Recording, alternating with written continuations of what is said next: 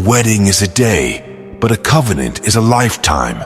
Prepare not just for the ceremony, but for the daily surrender of two souls before the cross.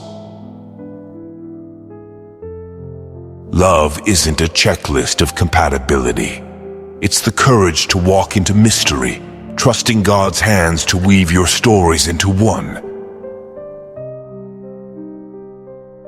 Marriage is not about finding the perfect person, but learning to see an imperfect person through the lens of Christ's perfection.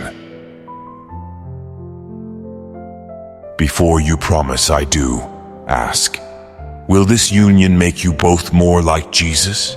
That is the truest measure of a godly marriage. A strong marriage isn't built on shared hobbies, but shared holiness. Seek first the kingdom, and your hearts will align.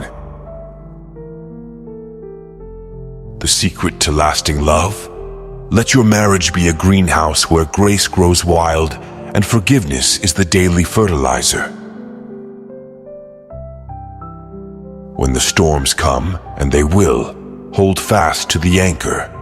Marriage isn't two people clinging to each other, but both clinging to Christ. The mundane moments matter most. Folding laundry, brewing coffee, praying over bills. Here, God sanctifies your ordinary into holy ground.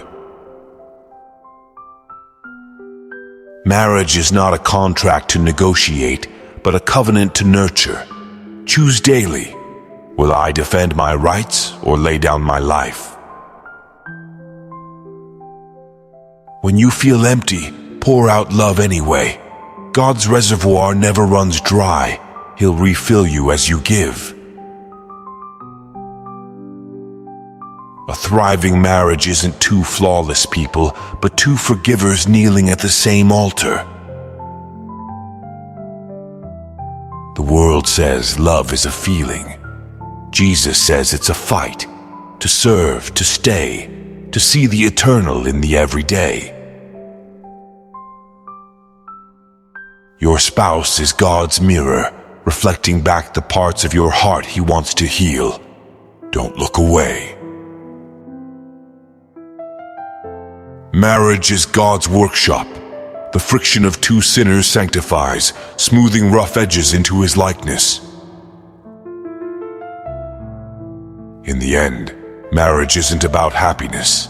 It's about holiness, and in that pursuit, joy finds you. Marriage is not a fairy tale. It's a faith tale. Build your foundation on the rock, not romance, and your love will outlast every storm. The best premarital counseling? Practice daily dying to self. If you can't serve now, you won't surrender later. Choose a partner who prays with you, not just for you.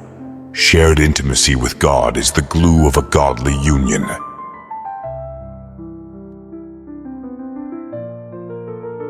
Don't marry potential.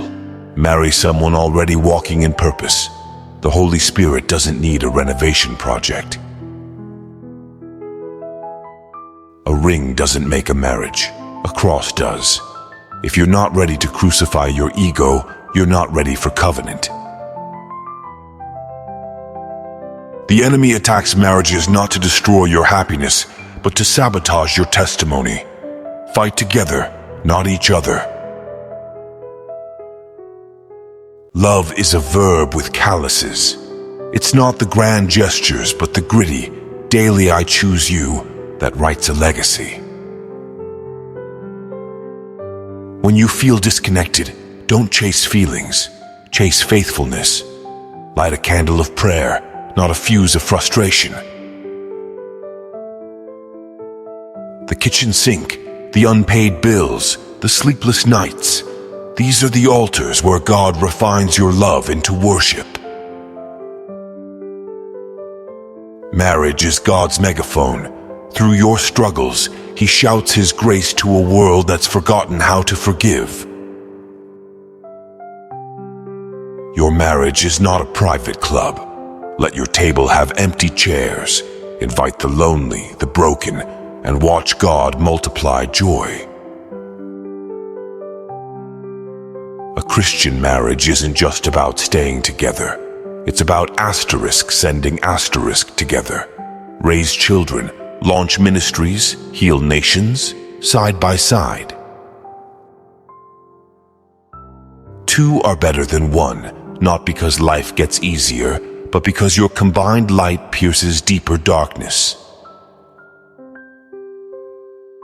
The world needs marriages that look less like Instagram posts and more like the Book of Acts, bold, sacrificial, and drenched in prayer. Don't just share a bed, share a calling. When your marriage serves a purpose bigger than yourselves, passion finds its fuel. Love isn't measured by butterflies in your stomach, but by crosses on your back. How heavy a burden will you carry for their soul? The greatest gift you can give your spouse is not perfection, but permission to fail, to grow, to be relentlessly covered in grace. If your love depends on their behavior, it's not love, it's negotiation. Christ loved us while we sinned. Go and do likewise.